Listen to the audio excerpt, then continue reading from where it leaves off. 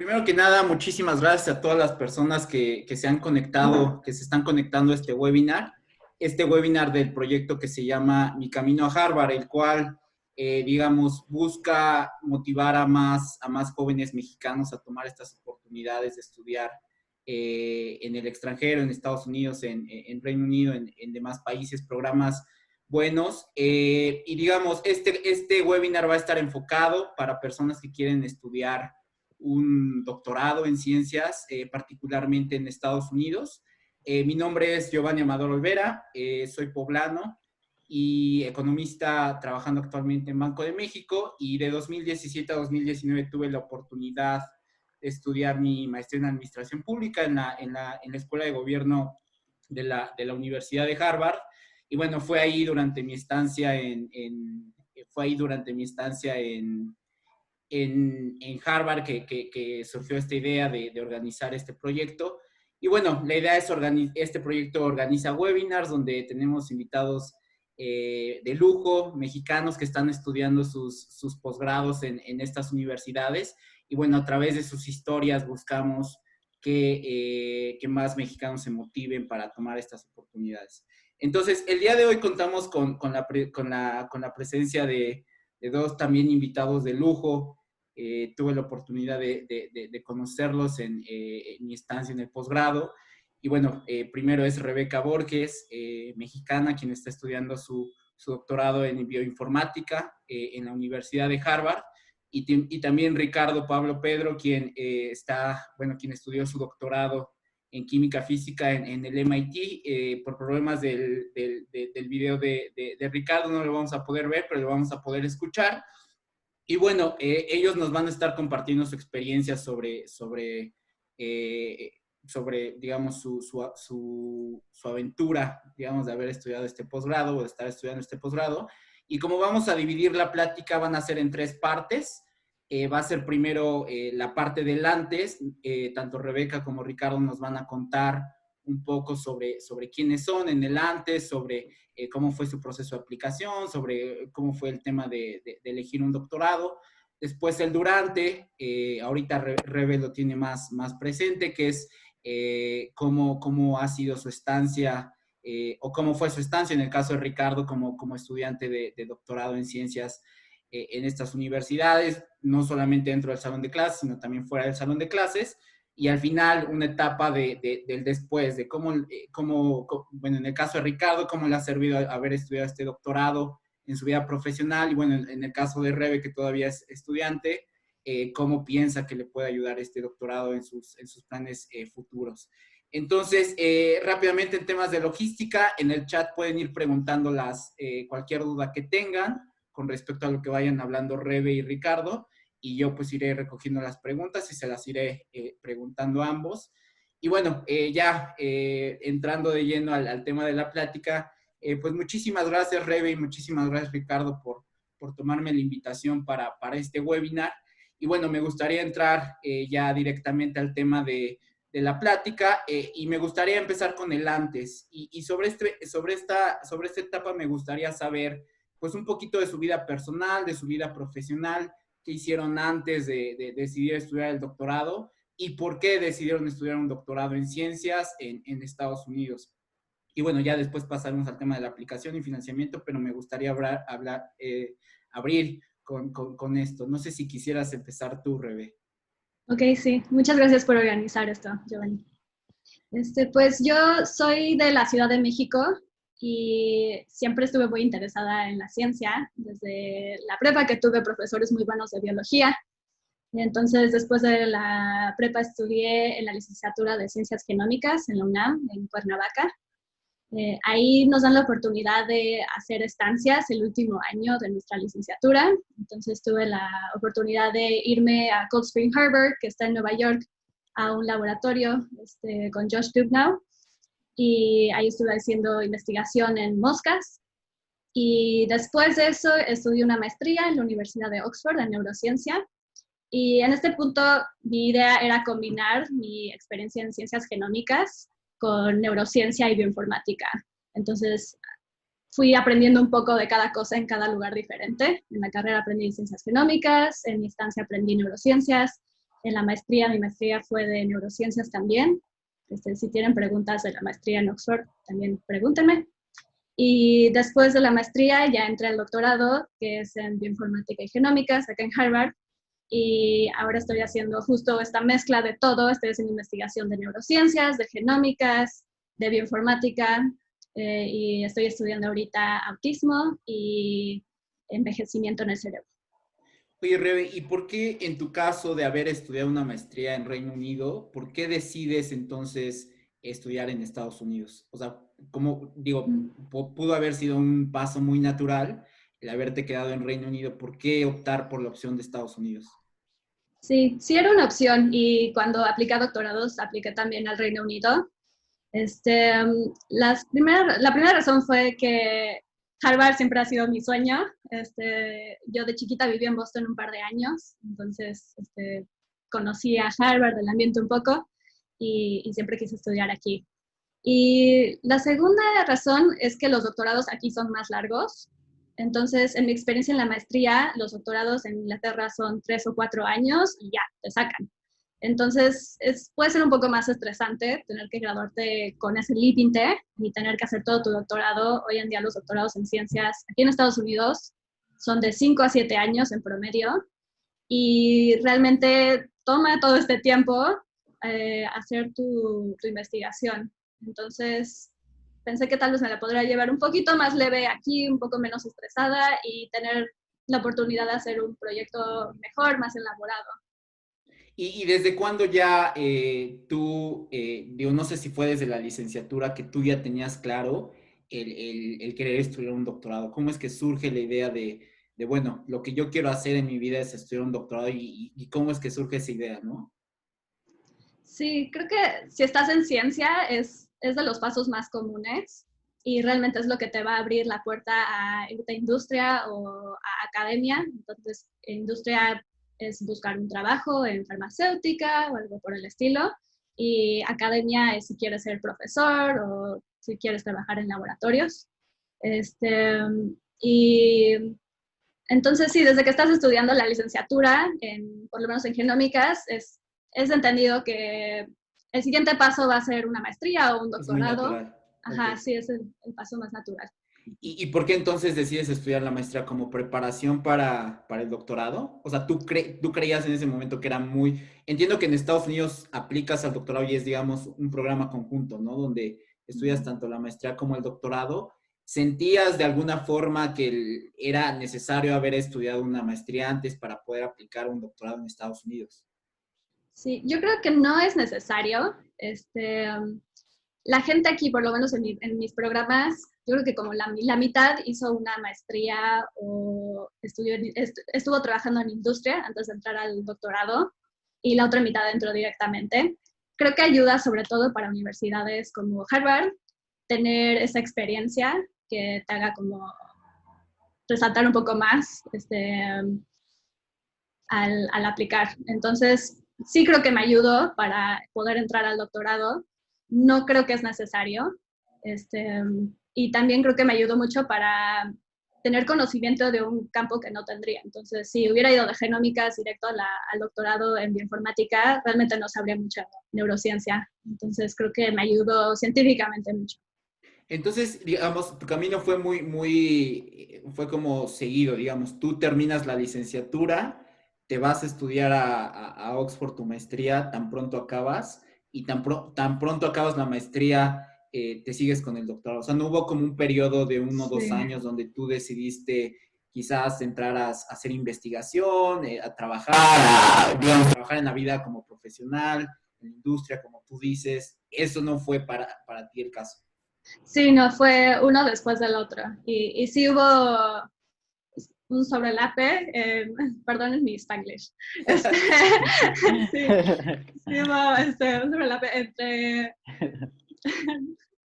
entre la maestría, todavía no terminaba la tesis cuando tuve que empezar el doctorado, entonces estaba empezando el doctorado y escribiendo la tesis y tuve que ir a presentar mi defensa de tesis, entonces sí tuve todo fue muy seguidito. En ese sentido, te fuiste muy joven, ¿no? Al doctorado, o sea, empezaste muy joven el doctorado. ¿De qué edad empezaste? Uy, vamos a hacer que diga mi edad. Tenía, yo creo que 24. 24 años. Uy, Sí. sí, no, sí estabas muy, muy joven. Ok, perfecto.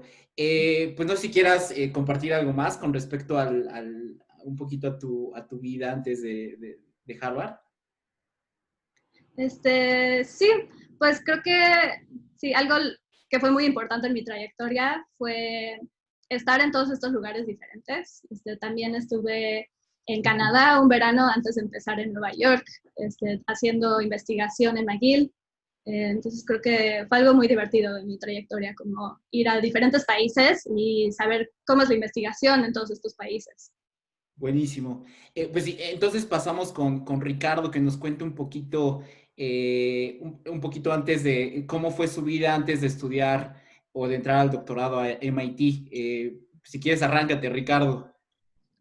Hola, pues, muchas gracias Giovanni y pues un gusto compartir con Rebeca. Yo Rebeca en varias ocasiones he tenido oportunidad de pasar tiempo con amigos y bueno, pues yo soy de Oaxaca y estudié la preparatoria en Morelos y al igual que Rebeca creo que a mí mi pasión por la química surgió justo igual que Rebeca cuando estaba en la preparatoria a través de olimpiadas de química y entonces participando, pues me empezó a gustar muchísimo la química, pero yo cuando estaba en la prepa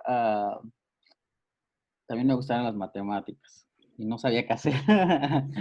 Pero en mi último año de la preparatoria encontré algo que le llaman química cuántica en ese momento que aprendí.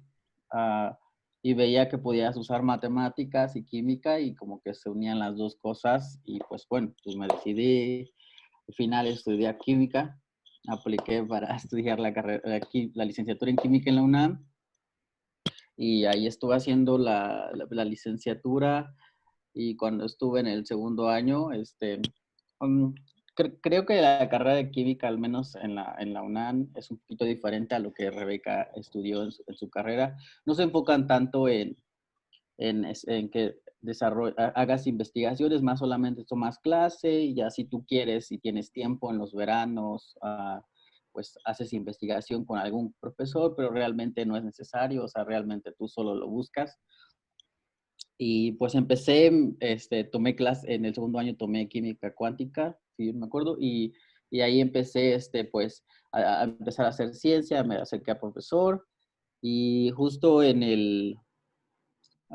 creo que en esa parte del segundo año y para empezar el tercer año, tengo un amigo que se llama Roberto Olivares, fue a la Facultad de Química, él era de la Facultad de Química y estaba haciendo su doctorado en Harvard.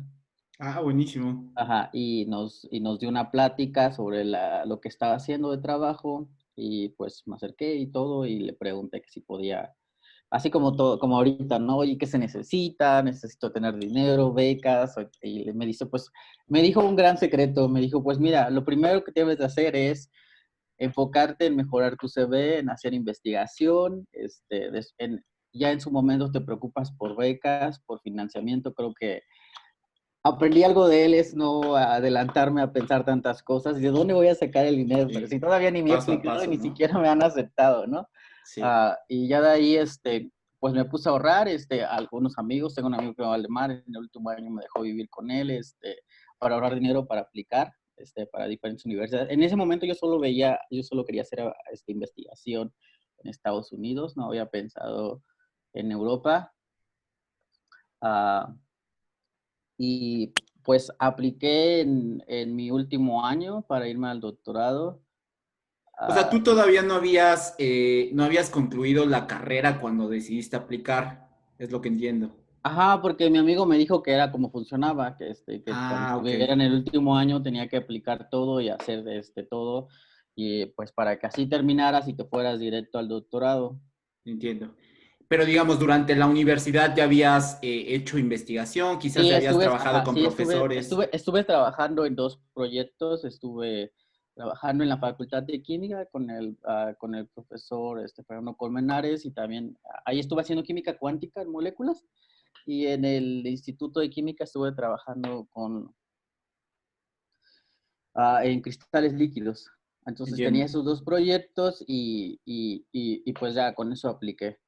O sea, ¿tú a- no sentías que el estudiar una maestría podría, digamos, ayudarte en este proceso de aplicación? Tú dijiste un poco a- siguiendo el consejo de tu Ajá, es amigo. que mi amigo igual, él aplicó y me dijo a mí me dijo que no era necesario, que no me preocupara, que aplicara y pues seguí su consejo básicamente. Yo agarré y le dije, bueno, yo voy a aplicar al doctorado y listo. Entiendo. Y pues me fui. Perfecto. Ah, ¿De qué edad te fuiste, Ricardo? Tú sí puedes decir la ah. edad, ¿no? Estoy igual que Rebeca, no te voy a decir porque me van a calcular. Te Ahí te fuiste los joven, me dejo. imagino, ¿no? Sí, sí, sí. O sea, es muy común en los doctorados irse muy joven, por lo que me imagino. O sea, Pues con sus compañeros, por Pues ejemplo, normalmente terminas una carrera entre 22 años, de 22. 22 a Y es muy 23. común irte, digamos, no hay un requisito de años de experiencia, no hay un requisito, lo que más, digamos, Depende, por ejemplo, como Rebeca decía, cuando decía, si estás haciendo ciencia es como natural que pienses en un doctorado, una maestría, entonces creo que el requisito más indispensable es haber hecho investigación, que tengas ok, experiencia. En mi caso también, cuando apliqué a los programas en Estados Unidos, aparte de la experiencia en investigación, también nos pedían que tengamos experiencia dando clases, porque también, como Rebeca sabe, a veces nos ponen a dar clases como asistentes de clase y pues tienes que tener experiencia ahí arriando a los muchachos entiendo. y lidiar con ellos y saber cómo explicar cosas. Y había es todo, o sea, realmente lo que era es para mí, igual que Rebeca, supongo, es tener experiencia en investigación y también haber dado clases. Ahora, en esto que hablas como experiencia de investigación, ¿se vuelve relevante que hayas publicado algún tipo de artículo, Ah, coautoreado? en su momento creo que cuando yo apliqué hace unos años, no era tan necesario haber publicado, pero ahora sí, ahora cada que vemos las publicaciones, ahora llegamos y nos encontramos, ya la gente ya está pues ya tienen hasta uno o dos artículos. Ahora ya realmente ahora un artículo ya es como algo esencial en tu aplicación, ya no es Entiendo. como, wow, trae un artículo. Porque me ha tocado ayudar a revisar a revisar solicitudes con mi ¿Sí? jefe del postdoctorado y ya todos tienen al menos uno o dos artículos y hasta estábamos hablando que en ese momento cuando nosotros aplicamos al doctorado no era necesario, era un plus, ahora es como algo que ya todo el mundo tiene, que ahora ya hay más facilidad para hacer ciencia pero ahora sí, ahora creo que sí un artículo es como algo esencial o al Ok. menos que esté en el proceso de publicación. No sé, no sé en el posgrado De de Rebe. Rebeca, porque también, pues cada posgrado es diferente, el área es diferente. No, tengo un amigo que se llama Rogelio, que fue mi roommate, él hizo su doctorado pues, ahí en Harvard y él publicaba unos papers cada 5 años porque él estaba como en el área biológica y entiendo que es muy difícil, es complicado, les toma tiempo. Entiendo. En el caso mío es muy diferente porque a nosotros nos toma un año publicar un paper. Dos, bueno, un año si te va bien, 2 años, pero aún así el tiempo es menor, ¿no? Entonces tampoco es como que te puedo decir, cada área necesitas traer un artículo, pero en mi área, en el área como de materiales, en química, sí, al tener un artículo ya es como algo Un plus. esencial en tu Entiendo. aplicación, sí. Entonces, digamos, en ambos casos, tanto de Rebe como de Ricardo, ustedes veían el doctorado como algo necesario, digamos, como un paso muy natural que tenían que tomar.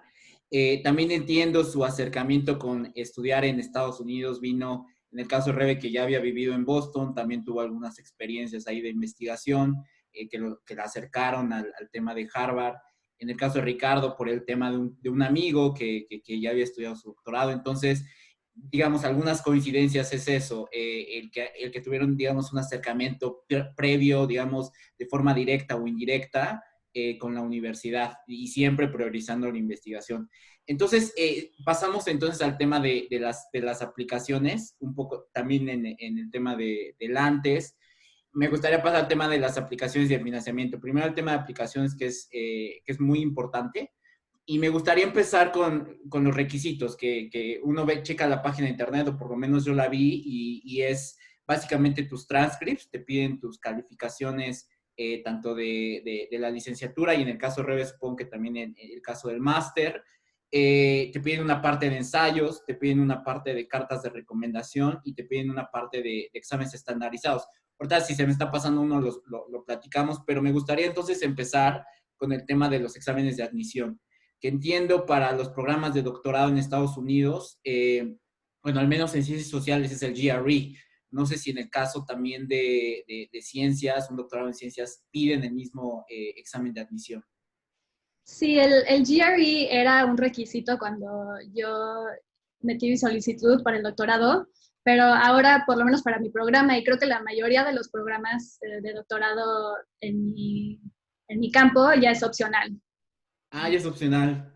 Sí. Qué padre. Oye, el examen. Pero es por un tema de la pandemia. Entiendo que muchas universidades como ajustaron, pero ahorita, digamos, ya es opcional. No, esto es desde el año pasado, creo. Entonces, creo que más bien vieron que no es como lo más importante para decidir quién debe Pero, por entrar al ejemplo, programa. tú si aplicaras este año, tú lo harías. O sea, aunque es opcional, no, o sea, no deja de ser como un requisito que puede quizás sumar a tu CV, ¿no? O a tu aplicación. No sé, la verdad. Bueno, digamos, para un doctorado distinto a Harvard o MIT, quizás en algunas universidades sí lo siguen pidiendo, ¿no? Y me gustaría saber un poco, Rebe, si quieres empezamos contigo, tu experiencia en la preparación del GRE. ¿Cómo fue que tú preparaste este examen de admisión? Sí, estuve estudiando un mes antes, en el verano, antes de las aplicaciones para el GRE, y compré un libro del libro oficial del GRE y también como las tarjetitas con el vocabulario. Entonces estuve haciendo los exámenes de prueba, y también para las matemáticas tomé un curso con una persona que entrena gente para hacer el GRE. Entonces estuve tomando un curso con él varias semanas, y creo que eso me ayudó mucho porque te da consejos, sobre todo el GRE. Lo importante es como aprender los truquitos para la parte de matemática. Entonces tienes que hacer todo muy, muy rápido, entonces tienes que saber truquitos de geometría y de cómo hacer las calculaciones rápidamente. Solo hice el GRE general, no hice ninguno de subject, y creo que la mayoría de la gente en mi programa no hizo GRE subject. Para quien no está familiarizado con el GRE, es un examen estandarizado que tiene 3 áreas. Un área como verbal, que básicamente miden tu habilidad con el vocabulario, tu dominio del idioma inglés. Una segunda parte cuantitativa, y una tercera parte, lo que decía Rebe, un tema de matemáticas, y una tercera parte escrita, de cómo escribes ensayos y demás.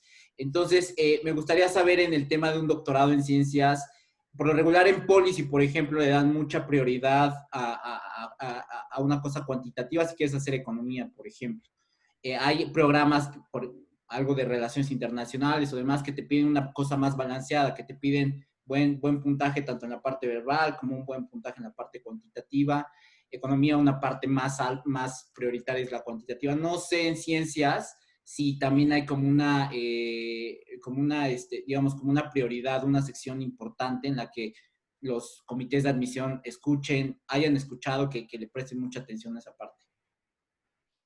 Sí, a mí lo que me dijeron cuando estaba haciendo el GRE es que para entrar a una universidad como Harvard necesitas tener un puntaje decente, en todas las categorías, entonces por lo menos como el 80th percentile.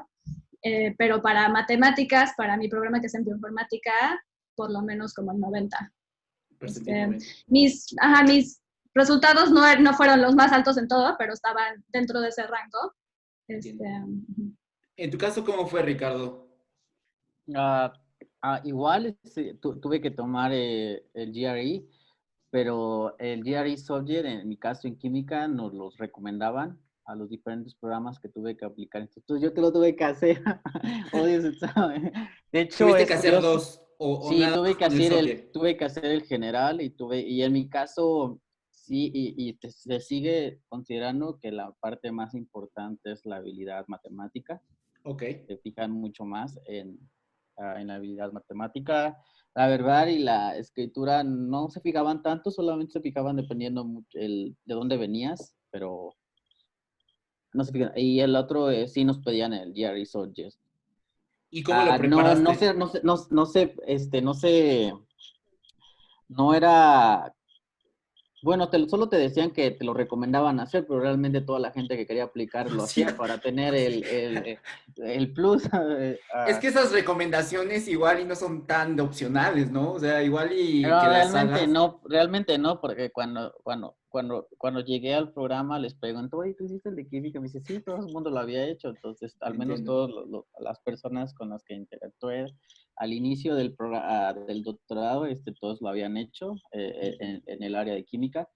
Ah, pues yo lo que hice fue buscar en línea, guías en PDF del GRE, hay bastantes. De hecho, yo tengo una página en internet en donde ahí en la parte de cómo aplicar al posgrado, ahí tengo como varios links, tanto para estudiar como el examen de inglés, como el GRE, también el GRE Subject, bueno, específicamente química. Y entonces, igual que Rebeca, lo que hice fue imprimir los PDFs 2 o 3 ahí en la UNAM, que es barato en ese momento, y lo que hacía es que igual que Rebeca todo el verano me puse a estudiar y también pues me puse a estudiar mucho química porque el examen de química el general estaba bastante pesado. Ok. Ah, ah, la ventaja del GRE general es que lo podíamos hacer en la Ciudad de México, pero el GRE Subject, yo tuve que viajar hasta Mérida. En ese entonces no se hacía en la Ciudad de México. Desconozco si ahora se haga en la Ciudad de México. Cuando yo lo hice solo se hacía en Monterrey y en Mérida. Y Entiendo. solo se hace el GRE Subject es mucho más, lo hacen mucho menos, creo que solo se hace en abril, noviembre y no me acuerdo la otra fecha en verano, solo se hacen como 3 veces, no se hacen Ah, muchas, no es como el GRE que se está haciendo, el sí, contrario general al que se general que tienes hace creo que cada fechas. semana, ajá, que Sí. hay muchísimas semanas en muchas Sí. partes del país, en México las puedes hacer, pero el GRE Sawyer no, realmente te tienes que registrar con tiempo para ganar lugar. Tengo el caso de un amigo que cuando aplicamos, él no alcanzó, de hecho, fecha en México, tuve que viajar a Estados Unidos para poder hacerlo. Entonces, yo recomendaría que la gente que vaya a hacer y les recomienden que hagan el específico, que sí hay que registrarse con mucho tiempo, porque no hay muchas fechas y también no hay muchos lugares, hay muy pocos lugares. Entonces, sí es necesario que vean esa parte. Con el general no hay problema, pero el específico sí. Como que con el general no hay problema, Ricardo. Yo lo sufrí, lo tuve que No, pues presentar yo un par de también. veces. No, o sea, me refiero en términos de tiempo. En Bueno, dices, términos de bueno, no tiempo, me fue sí, sí, bien, sí. lo puedo hacer al mes, Sí, ah, creo que el GRE, por lo que he tenido de los demás webinars, es un examen muy estandarizado para programas ya sea de polis y para que sea un programa de ciencias. Entonces creo que sí es muy, muy común que se aplique ese examen. El costo del GRE tiene, ahorita creo que está más o menos como en 3,000 pesos, algo así, 3,500. Sí tienes que ahorrarle un poquito para hacerlo. Y es importante lo que comenta Ricardo, el tema de los tiempos. Porque a veces lo vas a tener que repetir un par de veces para alcanzar un puntaje más o menos decente para aplicar.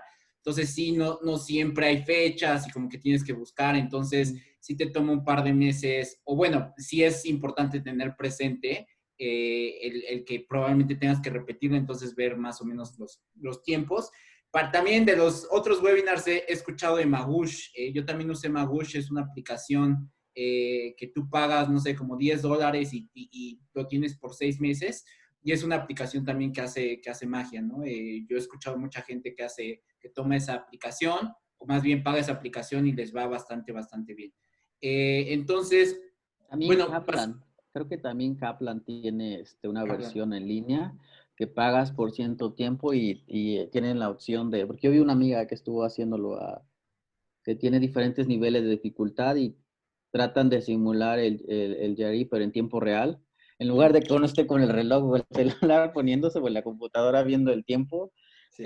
ahí realmente te hace una simulación de todas las áreas y y en tiempo, entonces le vas agregando dificultad y es muy bueno también Kaplan si tienen la oportunidad de Ese no lo pagar. había Claro, oído. yo lo recomendaría que, que primero estudien, que primero, porque creo que es un poco caro, pero si tienen el dinero, obviamente, pues qué padre que puedas usarlo desde el principio, pero si no, porque pagas por cierto tiempo que lo quieras usar, entonces Sí, recomiendo que primero estudien, que la parte que les falla, la repasen y todo, y una vez que ya se sientan listos, se dediquen, si hacer pueden, pues ejercicios. pagarlo, ajá, y ya en tiempo real, y también, como decía Rebeca, pues aprender los truquitos, saber en cómo ir contestando rápido y ya saber, como decía Rebeca, yo lo que hacía, las palabras me las memorizaba, como que diciendo, no, pues 10 diarios, ahí iba en el Yo transporte también, público, ¿no? sí, sí, sí. Con las Las tarjetitas. odié, y dime, no me acuerdo de ninguna, ¿verdad? Es como Yo tampoco. sales del examen y te drenan toda la información, no quieres volver a verlo.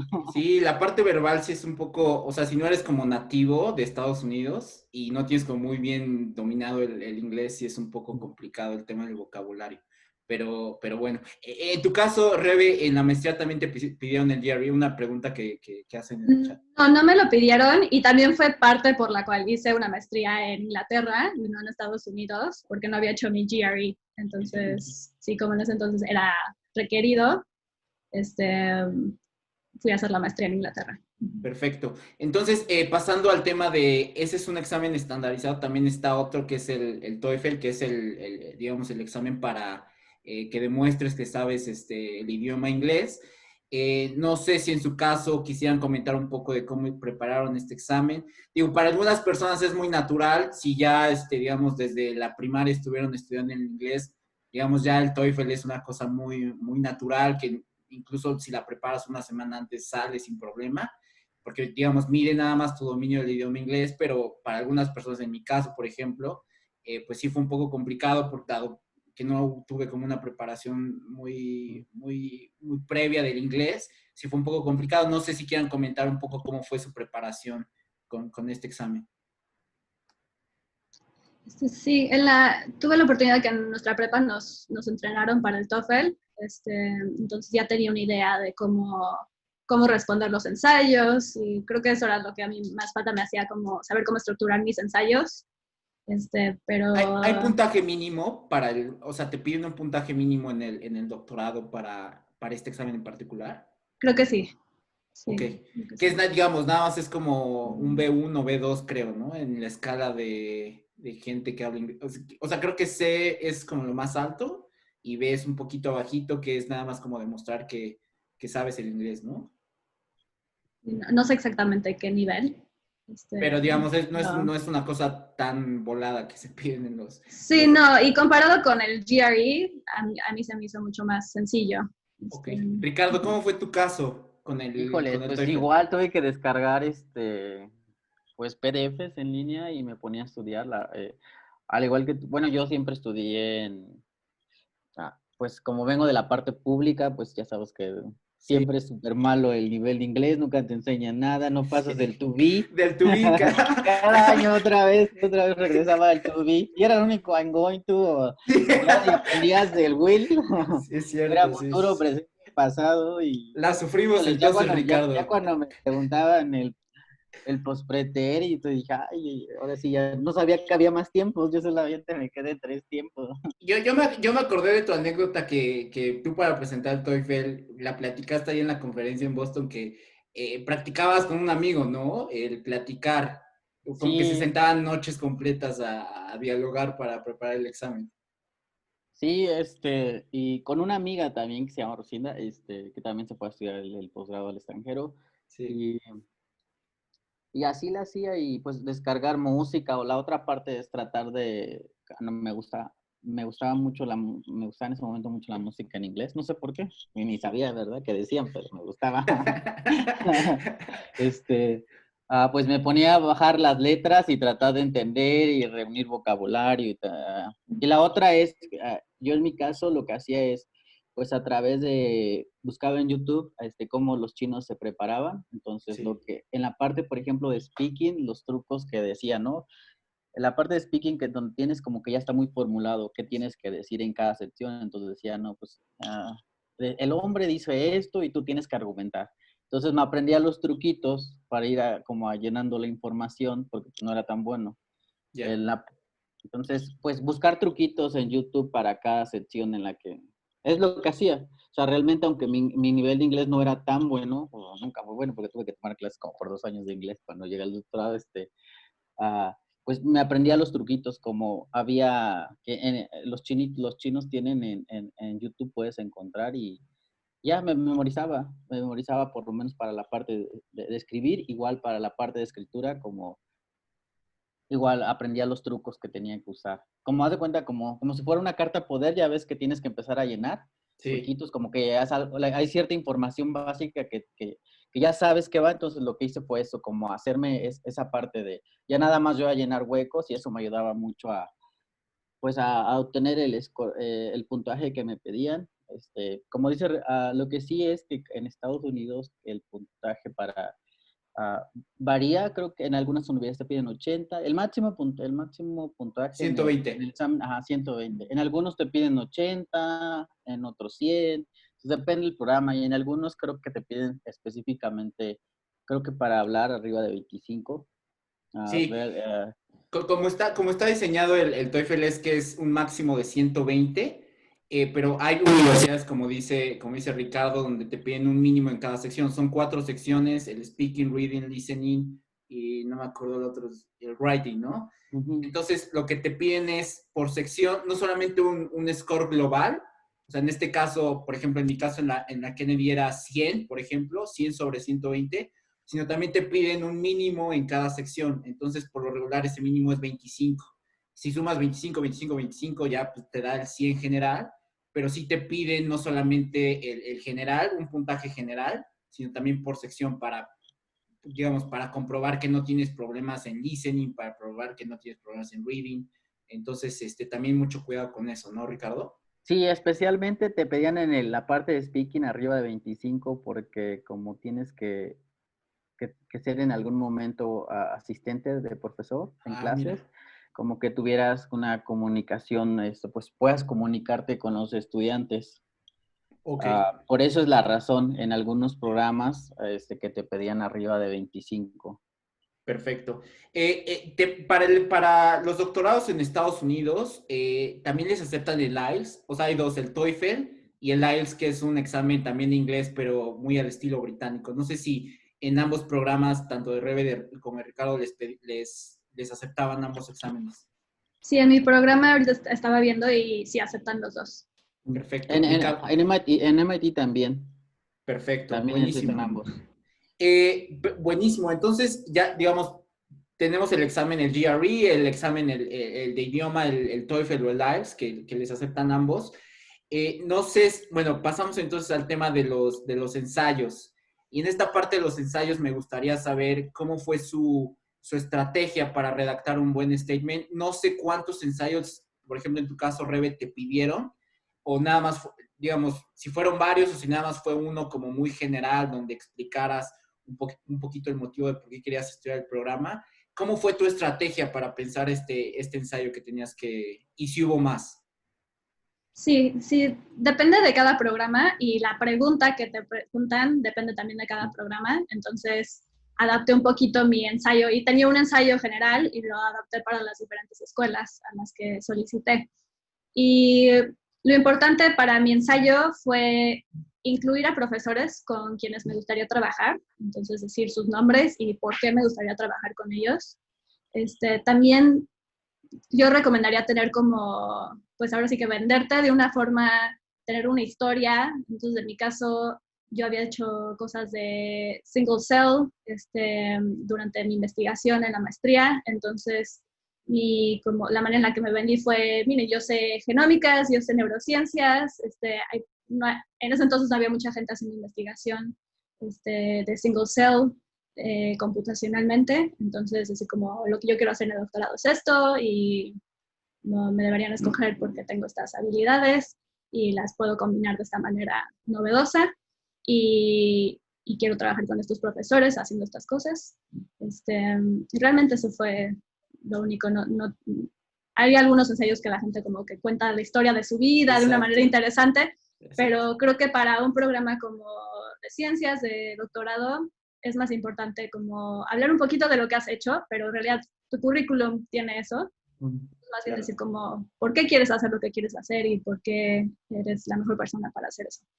Y también lo que tú decías, que creo que es importante, como personalizarlo a la universidad, ¿no? El tema de mencionar profesores, no es la primera vez que lo escucho. En temas de doctorado creo que es muy importante decir, yo conozco a este profesor, sé los temas que trabaja y a mí me gustaría de alguna forma trabajar con él, ¿no? Sí, y de hecho antes de aplicar, yo contacté a los profesores que mencionaba en mi carta, en mi Statement of Purpose, y la mayoría te dicen como, bueno, hablamos cuando te acepten, pero el profesor con el cual trabaja ahorita, él sí se aceptó hablar conmigo antes de mandar mi solicitud. Entonces, tengo entendido que eso también ayuda, sobre todo si es gente que está en el comité o como en el programa, ayuda que hayas hablado con ellos antes.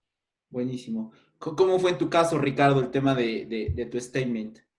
Creo que al igual que Rebeca, tenía como uno general y dependiendo de la universidad, dependiendo lo que quería hacer con cada profesor en los diferentes posgrados que apliqué, lo adaptaba y como dice Rebeca, también le escribía a algunos profesores, y, igual que me decía, ¿no? Que cuando te acepten hablamos, pero la ventaja, pero sí creo que como dice Rebeca, es bueno escribirles porque al menos te presentas y también pues son muchísimas aplicaciones, entonces claro. Al menos se le puede hacer familiar y decir, mira, me escribió y pues igual y a veces funciona, pero depende porque cada universidad puede tener un consejo, entonces primero pasar el consejo como tienes como un consejo general que revisa las aplicaciones y después pasan a uno más pequeño en donde ya escogieron a los estudiantes que posibles podrían ser candidatos al programa. Y ya de ahí ya como que tienen acceso todos los profesores a que puedan escoger estudiantes. Entonces, ya cuando pasas a ese punto, ya es fácil que como decía Rebeca, tal vez al que le aplicaste no está en el comité de selección, pero ya una vez que si tú pasaste el comité de selección, a él le va a llegar porque pues ellos saben que tú estás interesado, ¿no? En trabajar con ese profesor. Buenísimo. Perfecto. Esto se une entonces, digamos, con el tema de las cartas de recomendación. Buscar, digamos, profesores, digo, no sé si en su caso fueron todos profesores o también fue con gente que trabajaron. Y bueno, creo que también es una parte muy importante el tema de las cartas de recomendación. Estaba leyendo que, por ejemplo, en el caso de MIT, te piden hasta un máximo de 5, ¿no? O sea, por lo regular en los programas en Estados Unidos son 3 de cajón, pero hay algunos programas que te permiten subir un par más, nada más como para reforzar un poco. No sé cómo fue tu estrategia, Rebe, para las cartas de recomendación. Y me interesa saber, tú que ya habías tenido experiencia fuera de México, si alguna de estas personas con las que habías trabajado te firmaron carta o si estaban como cercanas a Harvard, si algún investigador cercano a Harvard te firmó una carta y crees que eso puede ayudar. ¿Cómo fue tu caso para las cartas de recomendación? Sí, creo que las cartas de recomendación es la parte más importante de tu aplicación. Entonces, por lo que he hablado con gente que ha estado en comités, es lo que más importa. Yo pedí cartas a personas con quienes trabajé, entonces una carta me la escribió el director de mi carrera con quien estuve haciendo investigación de la licenciatura y la persona con quien estuve trabajando el último año de mi licenciatura en Cold Spring Harbor y también la persona con quien trabajé en el verano en Canadá. Entonces eran personas con quienes ya había terminado mi estancia y me conocían muy bien. O sea, no fueron profesores, digamos. Sí, todos son profesores. Sí, todos o sea, eran. tú tomaste clases con ellos, digamos. O sea, ¿tú fuiste su alumna o simplemente fue tema de trabajar con ellos? Son profesores que tienen un laboratorio y yo trabajé con ellos en el laboratorio. Si no tienes 3 profesores con quienes hiciste investigación, entonces sí, yo le pediría a alguien con quien tome una clase que me conoce muy bien.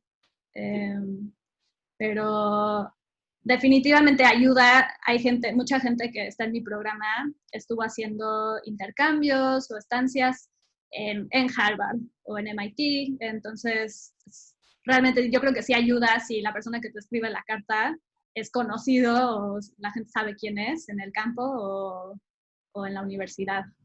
Ahora, tú llegaste con ellos y platicaste con cada uno diciéndole, voy a aplicar, me gustaría que hablaras de ciertas cosas, o fue como se los dejaste, digamos, muy de su cancha, que ellos escribieran lo que quisieran. O sea, también entiendo que hay gente que usa como estrategias como más sofisticadas de sentarse a hablar con cada recomendador y decir, mira, yo quiero que tú hables sobre estas cosas como un poquito para dar una visión más integral del candidato. No sé si ese fue tu caso. Sí, en mi caso les escribí un email porque ya no estaba ahí y se los dejé que ellos escribieran lo que quisieran. Okay. Solo les pregunté antes si podían escribir una carta, obviamente antes de ponerlos en la aplicación como si me fueran a escribir una carta. Pero si es alguien con quien, no sé, igual y trabajaste hace 4 años y tal vez ya no se acuerda mucho de ti, entonces en el email sí pondría como las cosas que hiciste durante tu estancia o en la clase o algo como para recordarles quién eres y como que puedan poner en la carta. Buenísimo. En tu caso, ¿cómo fue, Ricardo? Como estaba trabajando en 2 proyectos diferentes, se las pedí a mis 2 asesores y a un profesor O sea, con quien fueron tomé todos de la clases. UNAM, profesores de la UNAM. Sí, todos fueron de la UNAM, y ya, yo solo subí 3. Oye, y te quería preguntar, Ricardo, o bueno, en general a Rebe y a Ricardo, bueno, Rebe creo que ya contestó, pero Ricardo, en tu caso, estos profesores que te firmaron, ¿tenían como alguna relación con la universidad o de alguna forma ya habían estudiado en una de estas universidades? Creo que eso también a veces ayuda, ¿no? Digo, no sé. En mi caso no, en mi caso, de hecho, a ellos habían solo hecho un postdoctorado, una estancia postdoctoral. No justamente me metí en Harvard, en otras universidades o en Europa, pero no tenían ninguna relación con ellos. Ok. De hecho, pues mi idea salió no por ellos aplicar al extranjero, sino más bien fue a través de que conocí a Roberto y me animé a aplicar. Entiendo. Y solo les pedí que si me podían, igual como dice Rebe, les pedí que si me hacían una carta, se les manda un email, un link en donde ellos puedan subirlas. Y fue todo. Perfecto. Ellos Entonces, solo hablaron de mí, lo que había hecho con ellos. O sea, en el entonces fueron trabajo. dos personas con las que hiciste investigación y fue un Ajá, profesor, ¿no? sí. Y un Perfecto. profesor con el que tomé clases. Ok. Y bueno, un poco cerrando como esta parte de la aplicación, ¿qué tan relevantes se vuelven entonces tus calificaciones de licenciatura? En algunos programas de Policy, digamos, priorizan más el tema de la experiencia laboral, que hayas hecho como desarrollado distintos proyectos. No sé si en el caso de ciencias, tu transcript, yo sé, Rebe, que a ti te fue espectacular en la UNAM, supongo que también fue el caso de Ricardo. ¿Ustedes creen que se vuelve muy relevante el tema de las calificaciones durante la licenciatura o quizás una maestría extra? Yo creo que para entrar a Harvard sí es importante, porque la mayoría de las personas que están entrando y aplicando tienen un GPA muy alto. En mi maestría, mis calificaciones no fueron tan altas, pero al momento en el que yo apliqué, todavía no tenían mis calificaciones finales. Entonces, ya que me aceptaron, pues ya. Digo, no fueron bajas, pero no eran puros 10. Sí. Ajá. Ok. En tu caso, Ricardo, ¿crees que sí son relevantes o Sí, quizás coincido con con Rebe? Rebeca que sí, cuando aplicas a una universidad, pues casi todos los que también están aplicando de diferentes países son como el top en su escuela, en su programa. Entonces, sí es parte importante. ah, pero creo que, como dice Rebeca, si te vas a estudiar una maestría y en la maestría te va mejor o influyen otras cosas, pero no solo la aplicación no es solo pues tu GPA, ¿no? O sea, no solo son tus calificaciones. Hay veces que siempre les digo que puedes balancear un poco más como haciendo investigación. ¿Qué tal si tal vez no tengas las mejores calificaciones del mundo, pero has hecho investigación, tienes 2 Claro. artículos de investigación, tus cartas de recomendación, como dice Rebe, que en su programa son muy importantes, tal vez son muy fuertes, y eso como que en cierta forma balancea toda tu aplicación, porque al final son muchas cosas, ¿no? Como habías comentado, el personal statement, calificaciones, tus exámenes, y tus cartas de recomendación. Entonces es toda una aplicación completa y pues de alguna forma igual y tratas también de balancear a veces un poco el equilibrio. Cuando yo estuve en el doctorado, mi asesora de doctorado, yo le pregunté, por lo menos ella estaba en el área de física y ingeniería eléctrica. Entonces ella por mucho tiempo estuvo en el comité y, y le hice la pregunta de, o sea, ¿qué tiene que tener un estudiante para que lo acepte? Y ella me dijo, dice, pues depende de muchas cosas, dice, lo que hacemos es separarlo por regiones. Ok. Ella me dijo que separaban a los latinoamericanos de los asiáticos, de los europeos, dice, porque obviamente dice, los asiáticos trabajan mucho, traen el score que traen ellos de cada examen súper alto, se dedican, dice, y los latinos es un poco diferente porque entendemos las condiciones, la parte social, dice, y más nos interesa como cuando vemos aplicaciones con lo que tiene, ella me explicó, dice, con lo que tiene, ¿qué tanto ha sobresalido? Entiendo. Y dice, ella me enseñó algo, dice, y yo por lo menos con todo el tiempo que estuve en el comité, me dijo que ella lo que trataba era de proyectar como un estudiante latinoamericano con los recursos que tenía, si nosotros le damos más, si nosotros le incentivamos, ahora sí le damos todos los recursos, ¿cómo los usaría, no? Que los aproveche y que se vaya para arriba. Y dice, y nosotros nos veíamos al futuro, nos veíamos, bueno, este estudiante tiene esta capacidad que en un futuro pueda mejorar y realmente le va a echar ganas. Bueno, al menos eso fue lo que me explicó mi asesora. Entiendo. Sí, eso es un tema de las universidades, pues que reciben aplicaciones de todas partes del mundo. Hay una cosa de cuotas también, ¿no? O sea, Sí, por lo también. regular tratan de cuidar que haya pues una diversidad, si no todos los chinos estarían en el doctorado, ¿no? Y No, pues, ocuparían todas las plazas. O sea, sí tratan de cuidar que haya latinoamericanos, que haya asiáticos, que haya europeos, tratar de hacerlo como bastante integral esto. y que aún así todavía, no sé si en el programa no sé si en tu programa, Rebeca, es bastante polarizado, que la mayoría son asiáticos, pero al menos en mi programa, o tanto como cuando estuve en el departamento de química, como ahora que cuando me pasé al de ciencias nucleares, como que está muy polarizado, casi como 60% son asiáticos. En mi programa de bioinformática hay muy pocos internacionales. Creo que la mayoría Mm. del funding es de agencias de Estados Unidos, entonces creo que no tienen mucho cupo para internacionales. Realmente hay unos cuantos japoneses que pueden traer una beca, Ujú. hay una beca para mexicanos, pero hay muy pocos internacionales en mi programa. Hay otros programas en Harvard como el de biología, BBS, que tiene muchos internacionales. Y sí hay varios asiáticos, pero es una buena mezcla de todo el mundo. No, ni en creo que en los programas, en los dos, tres programas que hay en ciencia, al menos creo que física, no sé si física, pero al menos química y en ciencias nucleares sí está bastante polarizado. O cuando llegas, me tocó ver puros asiáticos casi, ¿no? Cuando llegué Me dije, "Ay, imagino. creo que me cambié de país." Me imagino. Buenísimo. Entonces ya pasamos con el tema de los requisitos. No sé si hay un requisito extra como tema de entrevistas, como igual que tienes que mandar un sample. No sé si hay algo adicional a lo que hemos comentado. Hay entrevistas, pero es ya cuando pasas el primer como filtro de las aplicaciones. Y para las entrevistas en general te vuelan y pagan tu vuelo hasta cierta cantidad y pagan tu estancia durante la entrevista. Es un proceso de varios días. A mí en Harvard nos tocó una tormenta de invierno ese año y tuve que hacer mis entrevistas remotamente, pero generalmente son varios días en donde platicas con 3 profesores y son 3 diferentes entrevistas. Creo que ahora también hay entrevistas de compañeros, entonces gente del doctorado te va a entrevistar también. Y y también son eventos como para que conozcas qué están haciendo los estudiantes, un poco cómo es el programa y como cosas divertidas como para interactuar con los estudiantes.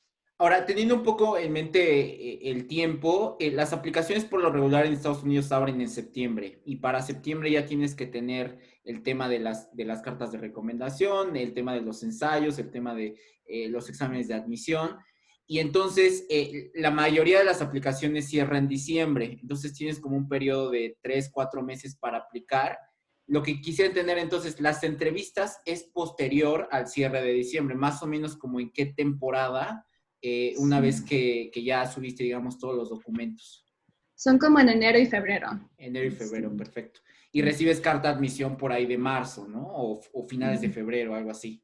Sí, exacto. Sí, definitivamente creo que las cartas en algunos programas las mandan en diferentes tiempos, entonces a las personas que realmente quieren, pueden recibir la aceptación una semana después de las entrevistas, pero a veces se puede tardar un poco más porque va a depender si hay gente que dijo que no quiere entrar o entonces van a tener más espacio para aceptar a más personas. Ok. En tu caso, Ricardo, ¿también hubo un proceso de entrevistas? No, en mi caso solo no. Nos avisan, nos dice, normalmente es a finales de, bueno, por la experiencia es a finales de enero y febrero, cuando nos están avisando si te aceptan Entiendo. o no. O sea, depende entonces del programa, el que Sí, haya creo que como sí, depende del requisitos programa. extras. Sí. Ok, perfecto. Y me gustaría saber en un tema antes, digo, ya para pasar al tema del financiamiento, en un tema personal, ¿cómo fue ese día que recibieron su carta de aceptación de Harvard en tu caso, Rebe, y el caso de MIT de Ricardo? Sí, muy emocionante, muy padre, sí. ¿Dónde estabas, Rebe? Estabas en México. Estaba en la maestría en Inglaterra, Ah, en Inglaterra, entonces sí es cierto. obviamente sí, llamé a mis papás, como lo primero que hice. Porque es un sueño que tenías desde, pues, desde chica, ¿no? El estudiar en Harvard. Sí, sí, sí, fue muy emocionante. Y creo que estás aplicando y estás recibiendo como entrevistas y rechazos y hay gente que te acepta y gente que no, entonces un tiempo muy emocional. Sí. Tienes que aprender a aceptar rechazos, ¿no? Entonces hay universidades, te acepta Harvard, pero Stanford ni siquiera te entrevistó. Entonces, sí, así pasa y quién sabe por qué, Es una pero cosa de fit, ¿no? O sea, igual y tu tema, hay un profesor que en Harvard y no hay un profesor en Stanford que le interese ese tema. Es también como una sí, cosa de exacto. hacer el match, ¿no? Sí, sí, entonces tienes que, no sé cómo decirlo en español, tener como thick skin, que los rechazos, pues ni modo, y a ver, sigo aplicando y a ver qué encuentro y a ver dónde entro. En tu caso, ¿cómo fue, Ricardo, ese día que recibiste tu carta de MIT? Pues yo estaba en la casa de mi amigo que se llama Valdemar. Ah, en ese momento estaba viviendo con él, me dejó vivir en su casa con su familia. Y ya llegué y ya nos íbamos a dormir porque al otro día sí íbamos a ir a la escuela. Y que le digo, oye, digo, me llegó la carta que ya me aceptaron. Y dice, estás loco, es un spam, ya ahorita a dormir. Y ya me fui a dormir y dije, pues igual y sí, ya tengo sueño. Entonces me levanto al otro Estoy día soñando, temprano, ¿no? nos íbamos a ir a la UNAM y que le digo, no, oye, pues sí es la carta, ¿no? Ya, y entonces, y ya y estaba como en shock, creo que el primero o el segundo día estaba en shock, como que no me la creía. Entonces ya llegué a la UNAM y todo, y que le digo a mi jefe, le digo, oye, creo que sí me aceptaron. Y me dice, y me ve así como sacado de onda de, ¿estás bien, Ricardo? Le digo, sí, creo que sí. Ya hasta después de 2 días ya como que dije, ay, Te cayó el creo que 20. sí, ya, y sí, ya me cayó el 20 y pues súper emocionado y pues, y sí, como Sí, dice es un Rebeca, día pues muy sí, bonito. de rechazos y si no me van a aceptar, súper estresante. Ah, porque sí es un desgaste, ¿no? No, Rebeca, es como dices, chino, es como, porque aparte de estar en la escuela, pues también tienes que prepararte para estos exámenes Sí. y te estresas porque tienes que estudiar para tus clases y aparte encima tienes todo esto de prepararte para los exámenes, conseguir las cartas, estar ahí. Pero pues muy padre, la verdad, después ya que se te pasa y pues te pones feliz, por un cierto momento sí, creo que yo, al menos yo, por una semana pensé que se habían equivocado, que igual y ¿Qué voy a hacer ahí? Pero es que todos, ¿no? Pero O sea, sí, cuando te llega esa carta, sí es como, o sea, como que estás un poco en shock, ¿no? O sea, como este síndrome del impostor, ¿no? Digo, ya es una cosa que es cuando llegas, pero es como no creerte como digno de entrar a estas universidades. Creo que a todos nos pasa. No he escuchado a alguien, o de hecho tenía un compañero que decía, nadie aplica a Harvard, estamos 100% seguro que los van a aceptar. Y si estás 100% seguro de que te van a aceptar, algo estás haciendo mal porque, o sea, tener dudas también y el decir, bueno, quizás no fue suficiente el haberme esforzado, o sea, como que incluso esta duda te ayuda como a seguir en el camino, ¿no? Como seguir mejorando y mejorando, pero si estás ya como muy seguro que ya eres muy, muy bueno y lo vas a lograr, creo que estás haciendo algo mal ahí, ¿no? O sea, nadie aplica a estas universidades estando 100%, incluso como Ricardo, te llega ya la carta de aceptación y tomas 3 días en asimilar que pues, ya te aceptaron, ¿no? O sea, sí es una cosa complicada. Pero sí un día muy bonito, muy especial. Y un poco entonces resumiendo esta parte del proceso de aplicación, para quien pregunta un poco sobre el tema de tiempos, básicamente hay un proceso de preparar exámenes de admisión, preparar transcripts, preparar toda esta parte, digamos, administrativa, que toma algunos meses. Tú en septiembre te sientas, pero hay unos meses antes, previos, donde tienes que preparar un montón de documentos para que tú en septiembre y a lo largo de septiembre, octubre, noviembre, diciembre, tú subas toda tu aplicación completa. En diciembre cierran los procesos en la mayoría de los programas de Estados Unidos cierran, digamos, los procesos de aplicación. Y bueno, en algunos casos, como en el caso de Rebe que comentaba, pues viene un proceso de entrevistas por ahí de enero, febrero. En el caso de Ricardo viene una cosa más directa y por ahí de febrero, marzo ya recibes tu carta de aceptación de que te vas a uno de estos programas. Entonces, una vez que te aceptan, me gustaría entrar al tema del financiamiento. Por lo que entiendo en el tema del PhD es un poco más directo, y el tema del financiamiento no representa un reto tan grande, digamos. O sea, una vez que te acepta Harvard o MIT, el tema del dinero, digamos, es una cosa en segundo plano, es una cosa que ya te tienes que preocupar hasta ese punto y no antes, ¿no? En el tema de maestría quizás es un poco más complicado, pero digamos, me gustaría que nos platicaran un poco cómo fue el tema del financiamiento una vez que ya deciden irse a, por ejemplo, en tu caso, Rebe, a Harvard. ¿Cómo fue ese tema? Sí, si no hay problema, voy a hablar un poco sobre el financiamiento de las otras cosas que hice, porque Ok, vi que varias personas están preguntando. perfecto. Para irme a Canadá, me fui con un programa que se llama MyTax. Ellos pagaron todo y te pagan cada mes también. Para irme a Cold Spring Harbor, me fui con una beca de la UNAM, que son las becas de movilidad en el extranjero. Eso no cubrió todo, entonces el profesor también pagó la mitad de mi salario. Para la maestría en Inglaterra, Oxford tiene una beca para internacionales que se llama Clarendon. Entonces me fui con esa beca y esa beca igual cubre todo y también te pagan un salario. Y sí, para el doctorado, como dice Giovanni, no, tú no tienes que pagar. Los primeros años esto es algo que me hubiera gustado saber, porque no te avisan hasta que te aceptan a Harvard. Si eres mexicano y entras a un programa de doctorado de ciencias, te tienes que a fuerzas aplicar a una beca que es mitad CONACYT y mitad Fundación México en Harvard.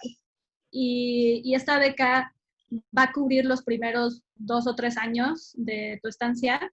Va a cubrir todo y, o sea, te van a pagar igual que los demás estudiantes de Harvard, pero sí viene con requisitos de tener que contribuir a tu país después de graduarte, o tener que regresarte por un tiempo. Después de la beca, tu laboratorio cubre los demás costos, pero en general no es un problema. O sea, en general, la mayoría de los laboratorios van a tener dinero y tú no te tienes que preocupar por estar buscando. Esto es algo que tu programa se va a asegurar que tengas el financiamiento. Entonces, ellos sí pagan tuition, te pagan tu stipend, y tu stipend van a ser al año como $40,000, que suena como mucho, pero 10% de eso se te va en impuestos y el 30% se te va a ir en renta, porque la renta en Boston es muy cara. Entonces te alcanza para vivir bien, pero vas a vivir bien con roommates y sí, y pues ya si tienes una familia y todo eso, entonces ya no vas a vivir, también va a ser más apretado. Pero sí, en realidad no te tienes que preocupar por Por pagar. el, Harvard va a conseguir que alguien te pague. Y entiendo también puedes trabajar con profesores o puedes dar clases y también recibir, digamos, un tema de salario ahí. Sí, sí, en mi programa tienes que dar clases, un semestre, entonces no te van a pagar ese semestre, pero ya Ok. después de ese semestre te van a pagar un poquito más. Y alguien puso aquí que repitiera la beca que usé para Canadá, se llama MyTax, lo voy a escribir. Puedes, de hecho, anotar todas las becas que mencionaste en el chat para que los tengan presentes. Y Ricardo, ¿cómo fue tu caso en el tema del financiamiento? También supongo que MIT te cubre, digamos, el tema de tuition y el tema de dinero para que puedas vivir allá. Sí, cuando llegué, igual que Rebeca, cuando me mandan la carta de aceptación, me dicen, cómo va a ser el financiamiento. Me dicen que el primer año, lo cubre el departamento, y el segundo año tengo que dar clases. Desde el primer año, de hecho, tengo que dar clases. Y después, como dice Rebeca, quien se encarga de pagar tu colegiatura, y todo, y tu salario es el profesor con el que vas a trabajar. También, obviamente, MIT tiene sus becas internas, las cuales puedes aplicar y a través de ahí financiarte. Yo estuve entre becas dentro de MIT y a través de que me pagaron mi asesora y también becas que gané en el departamento. Ah, y fue así como yo sobreviví, al menos. Perfecto. Y sí, lo que decía Rebe también es que Boston es, para las personas que están pensando aplicar en Harvard o MIT, pues sí es algo caro, ¿no? Entonces, igual llevarse unos ahorros no está de más, especialmente porque sí es bastante caro. Pero digamos, digamos, en temas generales, digamos, no vas a sufrir de dinero. Para el tema del PhD es como muy directo, no hay como bastantes, no tienes que hacer como un pool enorme como en el caso de la maestría, que ahí sí es una cosa muy complicada, pero digamos, para el PhD un poquito de lo que cuenta Rebe y Ricardo es bastante Mm. directo. Entonces, Nada ya más pasa, sí, perdón, creo que es que preguntaron, creo que pues la visa es la visa de estudiante que cuando te aceptan, la obviamente F1, ¿no? te mandan la forma. Luego me Sí. dicen si no hay una beca CONACYT de MIT, que yo sepa, ¿no? Realmente si tú quieres tener la beca CONACYT, porque conocí a algunos mexicanos que estaban haciendo una maestría, ellos aplicaron a la beca CONACYT, pero es independiente, o sea, no hay un programa como en el caso de Rebeca, ahí en Harvard, que aplicas directamente, está unida. Realmente tú aplicas por separado a la beca CONACYT si ya estás adentro de MIT. Pero no existe este link como en Harvard. O sea, digamos, la preocupación de Ricardo, la verdad, estaba de más, la que nos contaba de que ahí, ¿cómo lo voy a pagar? Y cuando estaba aplicando y demás. Lo último que se tienen que preocuparse es el tema del dinero para el tema de una aplicación. Ustedes apliquen y ya con una carta de Harvard o MIT, pues ya, o sea, su aplicación va a ser la primera que se revise en los comités de becas, entonces sin ningún problema pueden conseguir el financiamiento. Entonces, ya pasando al tema de, esto fue como el antes de Harvard, ustedes ya se van a Boston o digamos a Cambridge a estudiar su doctorado. Me gustaría entonces saber un poco conocer su experiencia dentro y fuera del salón de clases. Dentro del salón de clases me gustaría saber cómo es su programa. Entiendo que por lo menos en doctorados en ciencias sociales son como 2 años de tomar clases y luego 3 años de investigación. No sé si en el caso de ciencias es algo similar y qué es lo que qué es lo que les ha gustado y no les gustó cuando en esta como estancia académica de estudiar un doctorado en ciencias en estas universidades, Rebe. Si quieres empezamos contigo, Rebe. Sí, sí, mi programa son 2 años de clases, pero durante estos 2 años estás haciendo tus rotaciones. Generalmente el primer año estás rotando en varios labs para ver a cuál quieres entrar para hacer tu tesis. Y al segundo año ya escogiste un laboratorio y estás haciendo investigación, pero al mismo tiempo estás yendo a clases. Y mi programa de bioinformática es muy flexible, entonces creo que tienes que tomar como 9 clases, o por lo menos cuando yo estaba tomando mis clases, y como 4 o 5 son clases que ellos te dicen que tomar, y en general son clases con un enfoque en biología, porque muchas de las personas que entran a este programa tienen un background más computacional o matemático. Entonces, son clases más biológicas, y ya con los demás créditos tú puedes escoger las clases que tú quieras. En general, las clases de doctorado son bastante relajadas, entonces mucho de leer papers, discutir, igual y escribir como propuestas de investigación como de prueba. Si tomas clases más cuantitativas o de licenciatura, ahí sí son mucho más pesadas. Entonces, eso fue algo que fue una sorpresa para mí, porque en mi carrera de la licenciatura casi no teníamos tarea, pero aquí estaba haciendo 40 horas a la semana de tarea para estas clases de matemáticas o de bioinformática o computacionales. Entonces sí fue, las clases del doctorado eran muy similares a las de mi licenciatura, pero las clases adicionales que escogí sí fueron más difíciles y mucho más trabajo. Y después de estos 2 años, ¿qué sigue? Después de tomar clases estos 2 años, de rotar, y empiezas, digamos, con el tema de la tesis, ¿no? Me imagino. Sí, ahorita ya después pasan los siguientes años hasta que acabes haciendo pura investigación. Y siempre tú puedes tomar más clases si tú quieres, pero generalmente la gente solo toma clases como para algo que ves que te hace falta, porque toman tiempo, entonces ya te enfocas generalmente solo a hacer investigación. ¿Y cómo es Entiendo que, por ejemplo, en un doctorado en economía son 3 capítulos que tienes que hacer como parte de tu tesis, ¿no? O sea, tu tesis comprende 3 capítulos y con eso ya te gradúas. ¿Cómo es el tema de graduarte? ¿Cuál es como el requisito en un doctorado en ciencias, por ejemplo? Sí, tienes que escribir una tesis, pero por lo que tengo entendido esto no es como el mayor enfoque. La gente la escribe, no sé, en un mes o sale bastante rápido. Pero el requisito el requisito oficial es tener una investigación publicable. Entonces, todavía no necesariamente tiene que estar escrito el paper y aceptado, pero de preferencia sí. O sea, de preferencia antes de graduarte ya tienes un paper o dos.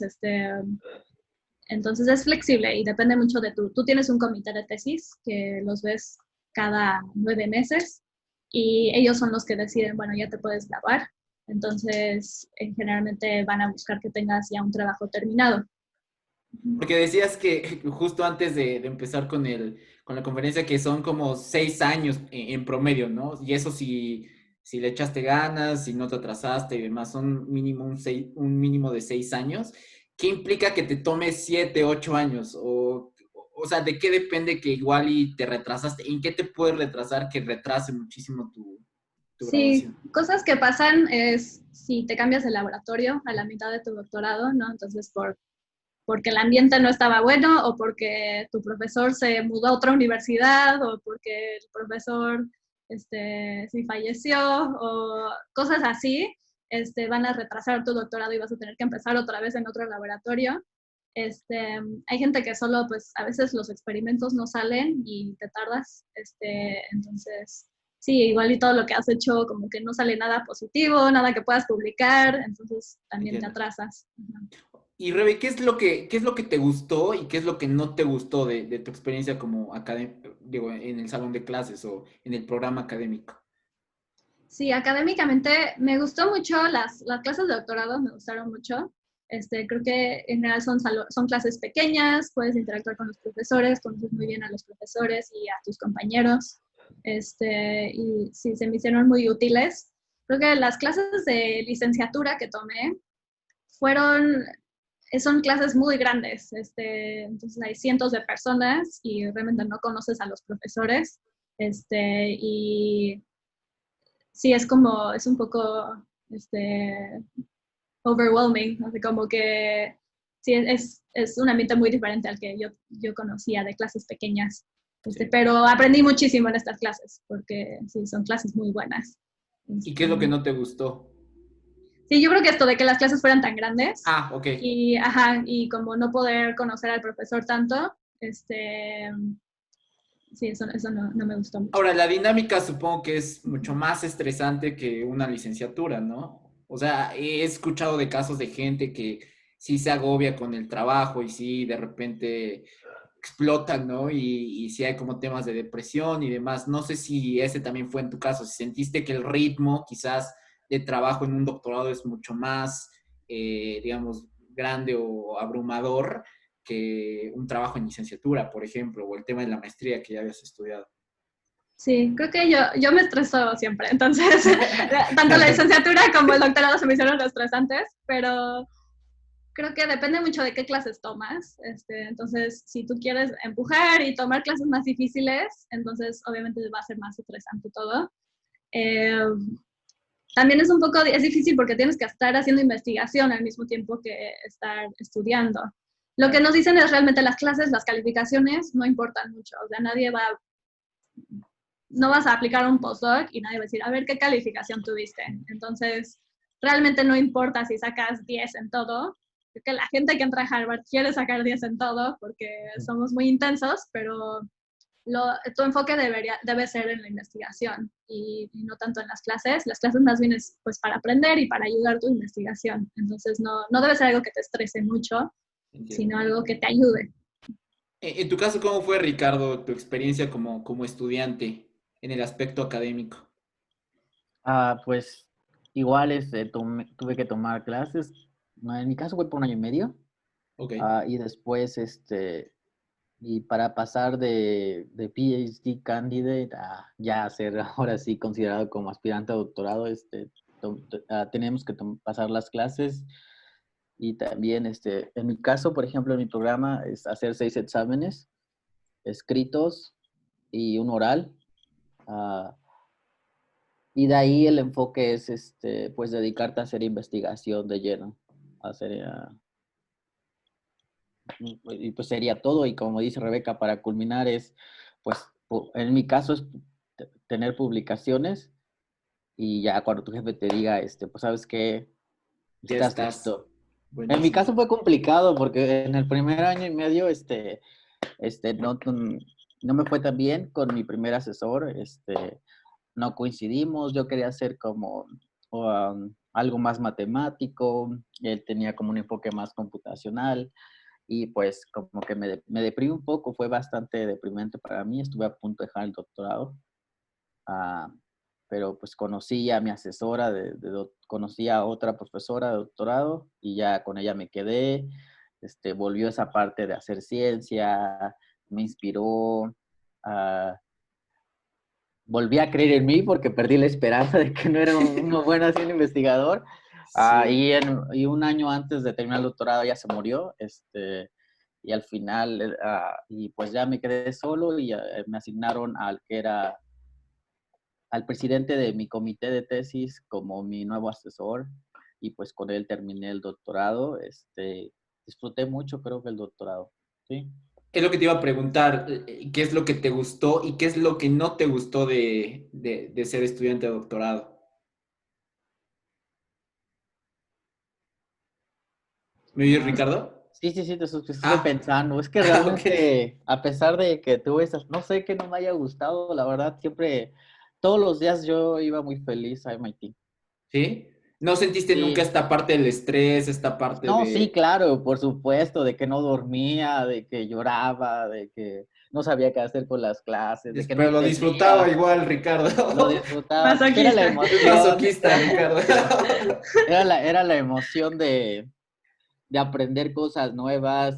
Hubo unas cosas que sí no me gustó, no sé si, si te pasó a ti, Rebeca, que era diferente, que comparado con México, todos son muy individualistas en las clases, que tú solo, como que tú estudias solo, al menos en mi programa o en las clases que yo tomaba, o quizás no podía relacionarme bien, que yo solito tenía que estudiar, que yo solito, y cuando yo estaba en la UNAM, en la licenciatura, era de estudiar con amigos, de hacer los problemas. Entonces, muchas de las clases que tomé, como que era muy individual, como que tuve que yo estudiar solito y me hubiera gustado más como hacer tener grupos de estudio. No sé, quizás a mí me tocó en varias clases que tomé y me tocaba, porque la otra parte es que como yo tenía el del doctorado en química teórica, pero mis clases yo las tomaba en física. Entonces Ya. yo no conocía a nadie de los que habían entrado a ese posgrado. Entonces me tocaba como estar solito siempre y pues esforzarme más. Mi background era más como química y Sí. creo que fue la cosa que no me gustó. Me hubiera gustado más como pues tener esa parte que sean, no sé, como estos grupos de estudio. En mi caso, en la experiencia que me tocó a mí. Es lo que dicen que un doctorado suele ser como muy solitario, ¿no? Que contrario a otros programas donde hay muchísima interacción. En mi caso, en el MPA de Administración Pública, pues eran como equipos de trabajo grandes, era como siempre estar en reuniones, la parte de networking era muy importante. Creo que el tema de un doctorado, o por lo menos lo que he escuchado de personas que han estudiado uno, es que suele ser una experiencia muy solitaria, ¿no? Y que sí tienes que estar de alguna forma preparado psicológicamente para tener como pues esto de enfrentarte tú solo a una hoja de papel en blanco, ¿no? Que muchas veces puede ser muy retador para muchas personas y muy al inicio, como decía Ricardo, pues sufres muy al inicio el cambio de ciudad, el idioma y demás. Creo que se vuelve en ese sentido una experiencia. Y aparte que es un maratón, digamos, no es como 2 años y te regresas, sino son 6 años de pasar fríos en Boston. Es lo que quería pasar a la parte del fuera del salón de clases. En ese sentido, Rebe, ¿cómo fue tu experiencia en el fuera del salón de clases sí estudiar en Harvard y estar como en Disneylandia todos los días? Yo me sentí en Disneylandia igual que Ricardo todos los días, de estar como en ir a estas universidades a estudiar, pero también está como en la otra parte, ¿no? La parte fuera del salón de clases que igual, pues hay cosas retadoras. En tu caso, ¿cómo fue esta experiencia? Sí, creo que, sí, en mi caso, sí, cuando estás en el doctorado sí es una experiencia como que tú solo tienes que hacer la investigación, y creo que es muy importante escoger un buen laboratorio donde tengas apoyo, para ayudar con eso. En mi caso, por suerte, mis compañeros sí trabajaban mucho en equipo durante las clases, entonces ha sido muy padre como tener estas amistades y ha sido de las cosas que más me han gustado de doctorado, es tener estas amistades que hice de mis compañeros y son personas que todavía veo mucho y hacemos muchas cosas juntos, pero sí, a veces puede ser difícil como tú estás haciendo tu proyecto y es para ti y tú te tienes que motivar porque Claro. nadie más lo va a hacer por ti. Claro. En tu caso, Ricardo, bueno, ya nos comentabas un poquito, pero ¿cómo te sentiste tú en Cambridge? Ahorita entiendo que estás entre México y en California, ya nos comentabas, pero ¿cómo fue tu estancia? ¿Cómo vivías esos inviernos? Aparte de disfrutar, digamos, A mí Harvard y me encanta, demás. es que a mí me encanta el invierno. ¿Sí? Yo disfrutaba el invierno. Para mí nunca fue ningún problema. Y el tema del inglés, por ejemplo, que igual no llegaste tan sólido en Este, inglés. tuve que tomar por 2 años tuve que tomar clases de inglés, tanto de escritura y hablar. Entonces Ok. aparte de que tomaba las clases, tenía que irme en las noches a ir a estudiar mis clases de inglés y encima me ponían a un profesor como personal para practicar y dudas y eso. Ah, Ah, eso era por parte del MIT, o sea, sí. sí, ajá. Órale, qué padre. Creo que Harvard, por lo que me platicó una amiga que tenemos, que conocemos, Rebeca, yo no sé si a ti te tocó, Rebeca, que creo que los invitan a que vayan un verano antes de entrar en el verano como un curso, como un mini curso intensivo de inglés. No sé si, pero creo que depende del programa o depende que tu nivel de inglés. Pero MIT sí, cuando entré, desde que el día que llegué, me hicieron un examen de inglés y me dijeron, no, pues te falta esto y tienes que tomar clases por 2 años. De hecho, para mí era un requerimiento, ni siquiera me dijeron, si quieres, o sea, me obligaban y un día se me olvidó registrar y me regañaron. Que por qué no había metido la clase de inglés y decía, ya lo, y afuera, pues igual, pues muchos amigos, cocinar, a mí me encanta cocinar. Algunas veces Rebeca tuvo la oportunidad de, creo que sí, ir a la casa, me gusta mucho ir al antro. Algunas veces vi a Rebeca en un antro. Es que la comida es Ricardo muy hace mala un ya, buen ¿no? mole. La comida mexicana es mala, pero si quieres comida internacional, es bastante buena. En Boston yo me acuerdo que la comida era bastante mala. O sea, te ibas a comer no sé, un ramen y era malo. Te ibas a comer una hamburguesa y era mala. O sea, como que la comida gringa no es mi No es favorita. la tuya. Sí, a mí me Sí, gusta mucho la comida asiática que hay aquí. Creo que hay buena ah, comida Sí, sí. es asiática, pero bueno. Bueno, y los moles también de Ricardo, que los luego moles de Ricardo. Sí. Sí, Sí, a mí Boston me encanta, se me hace una ciudad muy linda para vivir. Es muy tranquila, pero también hay cosas que hacer, hay restaurantes, aunque igual y no son los mejores, no son tan buenos como Nueva York, pero sí son decentes, hay parques, hay muchas O actividades sea, lo culturales. bonito, no sé si coinciden conmigo, es que, o sea, hay un montón de universidades en Boston. Entonces, toda la vida de Boston, Cambridge, como esa zona es muy estudiantil. Te encuentras estudiantes de todas partes, de todas nacionalidades. Entonces, como un ambiente muy internacional, pero aparte muy intelectual, ¿no? y aparte el irte a caminar al Charles, o sea, como que sí es muy, digamos, muy, si yo pudiera vivir ahí, viviría toda mi vida, pero el tema de los inviernos sí a mí me costó un montón de trabajo, el tener días de menos 20 grados, un mexicano que siempre ha estado acostumbrado a los 15 grados, pues sí fue como un golpe de repente, o que de repente a la 1 de la tarde ya era de noche durante los inviernos. Creo que muy al inicio sí te puede pegar, ¿no? Digo, ya te acostumbras después, Rebe ya sabe disfrutar los inviernos igual que Ricardo, pero yo creo que el primero o el segundo sí es como bastante Sí, molesto, ¿no? O sea, sí sí, creo ves que la nieve, ajá. ajá, sí, el hecho que oscurece muy temprano, creo que es lo más difícil. Ya después aprendes a vestirte bien y ya como que sabes usar tus capitas y ya no te da frío. Pero Sí, pero digamos, yo creo que sí, Boston, Cambridge es una zona muy bonita para vivir. O sea, no es Estados Unidos, es una burbuja de Estados Unidos. O sea, si te vas al sur, probablemente la dinámica es muy distinta, pero es muy internacional Boston. Esto del racismo a mí tampoco me tocó. O sea, creo que incluso en esta etapa de Trump sí fue bastante vivible y bastante bien. A mí me encantó. sí, sí, hasta sientes un ambiente como de apoyo, como en Exacto. contra del racismo y acá con esto de Black Lives Matter, todo el mundo estaba afuera protestando y Sí, sí, mucho sí, de apoyo a estas acuerdo. cosas. Es una Muy ciudad muy, demócrata muy también, liberal. ¿no? Ujú, Sí, sí, sí, sí. de acuerdo. Entonces, digamos, ya para concluir un poco digo, ya un poco por el tiempo, pero entonces pasar a la parte del después. Yo sé ahorita, Rebe, que todavía no has concluido, pero quizás entonces empezar con Ricardo. ¿Cómo te ha servido tu doctorado?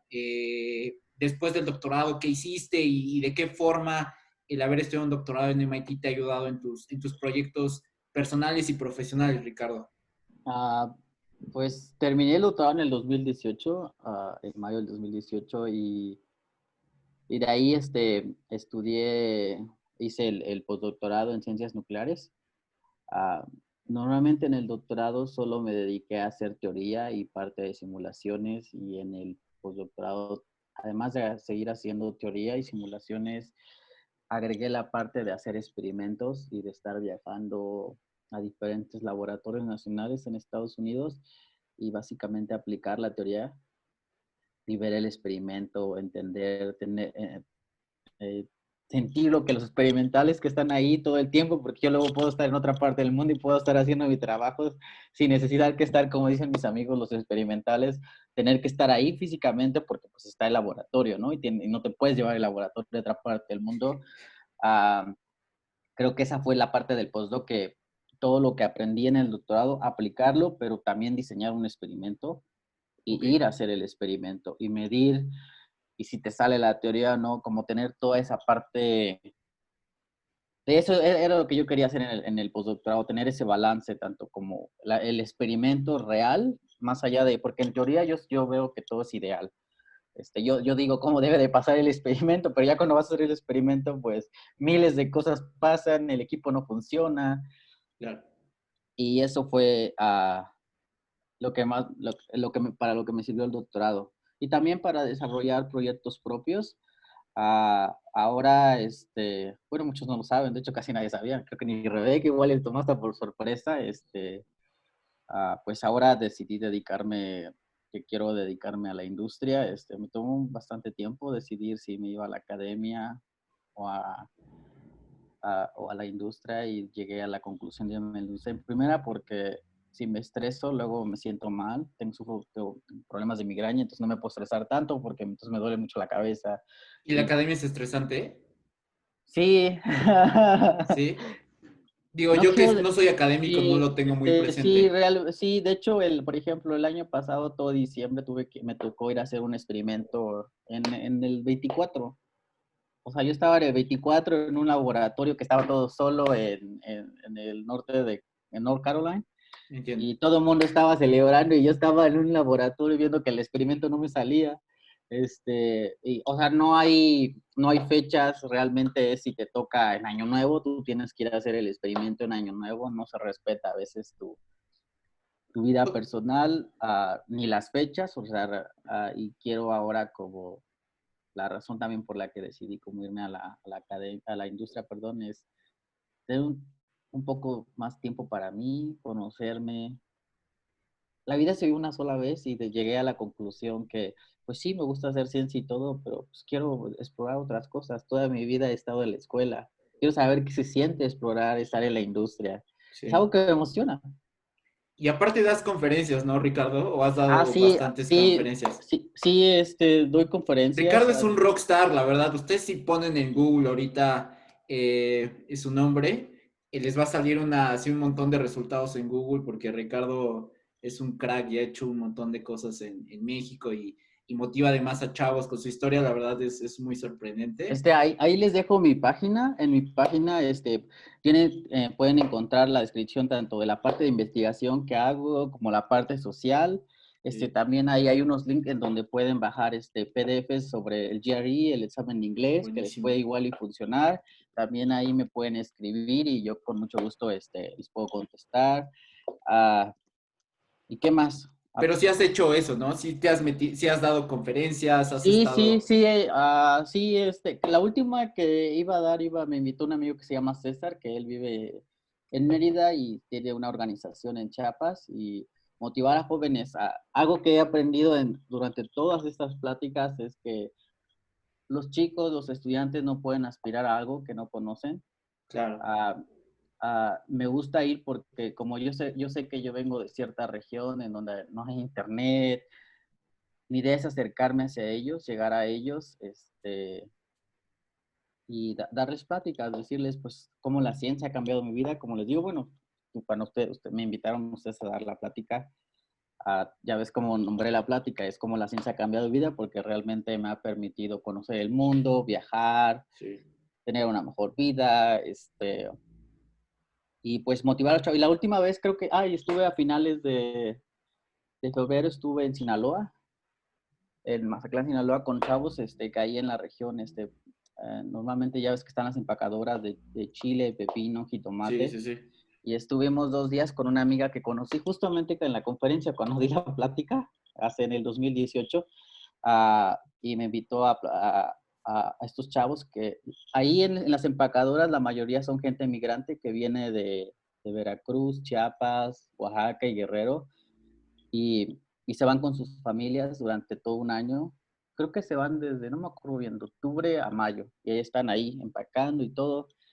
Y los chavos, pues viven las escuelas, las secundarias en una situación muy precaria, solo tienen un libro y hicimos actividades y la verdad sí me dolió un buen porque les preguntaba, ¿y qué quieres? No, pues más libros. Y luego las ventanas, imagínate, los salones eran con lámina de metal. Sí. O sea, hacía un montón de calor, no funcionaba el aire acondicionado. Y todo eso, me encanta motivar a los chavos. Buena labor la que haces, Ricardo.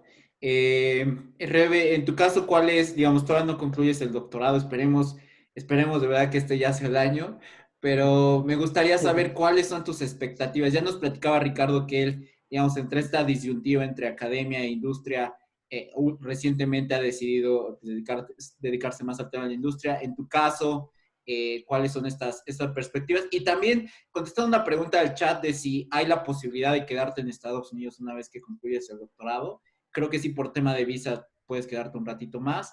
No sé si nos quisieras comentar cuáles son como tus planes una vez que concluyas tu programa. Sí, bueno, si no hay cambios de visas, que todavía ahorita han habido muchos con esta administración, generalmente cuando estás estudiando en ciencias, tú tienes la oportunidad de aplicar a una visa que se llama OPT y esta te permite trabajar primero por un año y luego la puedes extender 2 más en industria o hasta te la pueden dar para un postdoctorado también en tu campo. Entonces, esta es una manera en la que puedes seguir trabajando en Estados Unidos por un par de años. Ya después puedes intentar, ya que estás trabajando, puedes intentar conseguir una visa más permanente o como para lo que se llama una immigration visa, porque estas, las estudiantes y la OPT, son non-immigrant visas, significa que no estás planeando quedarte aquí. Y sí, igual que Ricardo, como que durante el doctorado he estado pensando, hago un postdoctorado o me quiero ir a industria y creo que lo más probable es que me vaya a ir a industria también. Creo que sí, estando en el doctorado aquí, como que te das cuenta que si te quieres quedar en academia, por lo menos aquí, sí es un ambiente muy estresante, es muy demandante, entonces los profesores jóvenes trabajan, no duermen, trabajan muchísimo. Y es difícil conseguir una posición como profesor. Entonces, hay postdoc, sí, hay gente que está haciendo el postdoctorado en mi laboratorio que son muy talentosos, tienen 2 artículos en Nature y les cuesta trabajo conseguir un trabajo como Una profesor. posición. Sí, entonces probablemente me voy a ir a industria también. ¿Planes de regresar a México? Quién sabe, sí. No ¿Qué sé. tal si el amor está por allá, verdad, Rebe? Uno nunca sabe. Sí, pues a ver, creo que estos problemas igual de conseguir una posición como profesor también existen en México y hay menos oportunidades de industria. Entonces realmente sí, yo voy a ir a donde tenga las posibilidades de tener un Ahora, buen trabajo. ¿tú te fuiste con CONACYT? No. Sí, entonces esta beca de Fundación México en Harvard es con CONACYT. Entonces, Por lo sí que hay entiendo, hay este requisito Ah, que probablemente vaya a tener que ir a México por lo menos un rato. ok, sí, un poco respondiendo la pregunta que hacían. Y bueno, ya un poco por tema de tiempo concluir. Y para la conclusión sí me gustaría, empezando con Ricardo, que si tú conocieras a Ricardo de 20, 21 años que está en la licenciatura y está soñando con un doctorado en MIT, y tú te sentaras con él a platicar, un poco ya con tu experiencia, 3 consejos muy concretos que tú le darías a ese Ricardo para poder hacer una buena aplicación en quizás 2, 3 años que decide aplicar y cerrar con un mensaje de motivación para los participantes de este webinar. ¿Qué les dirías para estas personas que están quizás teniendo su primer acercamiento sobre saber que es un doctorado, que existe MIT, que existe Harvard, que están estas oportunidades, que hay gente como ustedes, mexicanos, con muy seres humanos, con problemas, que tuvieron dificultades, que cumplieron este sueño de estudiar en estas universidades? Los 3 consejos y un mensaje de cierre, Ricardo, para nuestros participantes. Creo que una es trabajar duro, si realmente es querer hacer un posgrado en extranjero, es trabajar duro, ver con anticipación qué se necesita y trabajar en ello. Al menos fue lo que yo hice cuando estaba en el segundo año de la licenciatura. Yo nunca me fui de estancia durante la licenciatura porque no estaba muy de moda en ese momento, pero y tampoco lo promovía mucho, por lo menos la facultad. Y entonces me enfoqué en decir, bueno, tengo que tener experiencia y en hacer una investigación, dar clases, también ayudé a un profesor a dar clases, como enfocándome todo eso. La otra es, si no son buenos en inglés y tienen miedo, porque todos tenemos, bueno, al menos yo sí tenía miedo para el inglés, es, si quieres ser doctorado, dedicarte también, el otro consejo es echarle ganas en el inglés, buscar las formas, no sé, en canales en YouTube donde tú puedas aprender inglés. Luego hay páginas en donde tú puedas practicar con un nativo, pues, que te enseñe, ¿no? Tú le enseñas español y él te enseña inglés. Esta parte de que tú puedas practicar. Y el otro consejo creo que, fíjate que no sé, como que no me llega el agua al tinaco ahorita, pero... ¿Quisieras entonces un mensaje de cierre Sí, creo que, no sé, yo siempre uso esto, se vale soñar, pero hay que soñar a lo grande como consejo, pero no solo basta soñar, sino también trabajar para lograr ese sueño. Es muy bonito soñar. Y algo que lo que a mí me ha motivado es siempre soñar, siempre soñaba todavía cuando estaba en el segundo año de la universidad, en el tercer año, de irme a MIT, mis amigos que me conocen, yo siempre quería, pero trabajaba para ello, estudiaba los fines de semana, me dedicaba, entonces hay que echarle ganas, no hay que ponernos los límites, siento que a veces los límites nos los ponemos, nos decimos que no somos capaces, pero realmente si nosotros empujamos esos límites, no nos damos cuenta de lo que podemos lograr. Y yo creo que ese es el consejo se vale soñar, no hay que poner los límites, los límites los decides tú al final, y pues a seguirle y a trabajar por ese sueño. O sea, no nada más es soñar, sino también trabajar por ese sueño. Claro. Y la otra es, pues si no pasa, está bien, hay que dejar, no hay que dejar de intentar las cosas. O sea, no por miedo no hay que intentar algo. Siempre mi vida ha sido de riesgos y me aviento, ni modo. Prefiero mil veces arrepentirme por lo que hice a no arrepentirme por nunca haberlo hecho.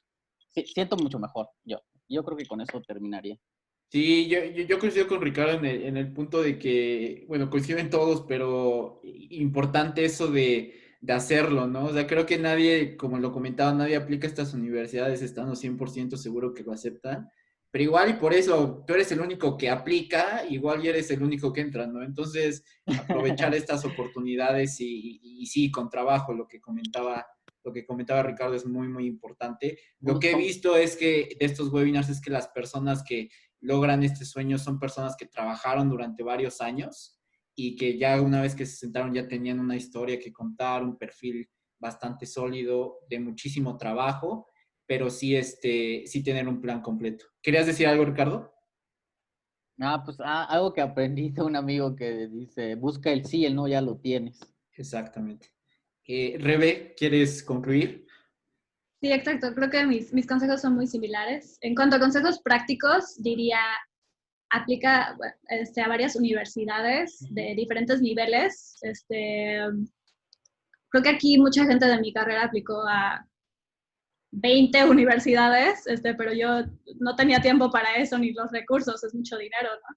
Entonces apliqué a un par, que ya como son excelentes universidades, un par que igual y son como, considero como una opción más como segura, y sí, no creo que es necesario aplicar a 20, pero sí a aplicar a varios niveles y diferentes fits, porque nunca sabes cómo, sí, con cuál sí, con cuál no. También, si todavía estás en la licenciatura o la vas a terminar, creo que sí es muy importante tener mucha experiencia, sobre todo si vas a entrar en un doctorado de ciencias, entonces hacer investigación, muchos proyectos, así tienes más cartas de recomendación y tienes una historia mejor que contar en tu solicitud. Y sí, mi último consejo sería igual, o sea, no dejes que si no vas a hacer el GRE o si no tienes artículos, no dejes que eso te prevenga de meter una solicitud. Tú hazlo, si tienes los recursos para pagar la solicitud, inténtalo porque nunca sabes, ¿no? Entonces, sí, igual y sé que cuando estás aplicando te sientes mal que no tienes artículos o Sí. tal vez tus resultados del GRE no fueron tan buenos como querías, pero en realidad lo que importa mucho es la experiencia, las cartas, justo esto como con lo que tienes, que tanto puedes hacer y, y pues nunca sabes, entonces más vale, sí, ver qué Hacer el pasa. intento. Uh-huh. Pues muchísimas gracias, Rebe y Ricardo, por esta plática. La verdad es que estaba muy emocionado y estoy muy emocionado de haberlos tenido en este proyecto. Yo los conocí allá y la verdad, unas personas increíbles, también unos profesionistas increíbles. Y nada, simplemente agradecerles. Para el tema de los contactos de Rebe y de Ricardo, los voy a publicar en mi camino a Harvard, tanto en Facebook como en Instagram, así nos pueden encontrar. Y bueno, ya también Ricardo publicó su página por si lo pueden, le quieren escribir también directamente. Y bueno, la idea de este proyecto en Mi Camino a Harvard es que a través de estas historias, como lo mencionaba, ustedes se informen, sí, pero también se motiven a dar este primer paso de decidir aplicar a estas universidades, que en muchos casos es el más complicado, el creer que creer que es posible. Usualmente es el primer paso, pero usualmente el más complicado. Entonces, el proyecto tiene como finalidad eso y también siento que en la medida en que tenemos mejores científicos, mejores abogados, mejores economistas, en la medida, digamos, en que mejoramos en lo personal, también mejoramos como sociedad y tenemos un mejor país que tan necesitados estamos de eso. Entonces, agradezco muchísimo tanto a Rebe como a Ricardo que me hayan tomado la invitación, agradezco muchísimo a los participantes que se hayan conectado y bueno, en este tema de la pandemia espero que estén muy bien y nos vemos en el siguiente webinar con más historias. Y muchísimas gracias, Revi, y muchísimas gracias, Ricardo. Gracias y mucho éxito a todos los que están intentando hacer un Sí. doctorado. Ajá. Pues muchas gracias, Giovanni, y pues muchas gracias, Rebeca, y pues yo sé que no me despedí nunca, pero bueno, ya te escribiré. Bueno, nos Este, vemos sí, que estén bien a todos y mucha suerte para todos los que apliquen. Perfecto, pues muchísimas gracias. Nos vemos en el siguiente webinar. Un abrazo a todos.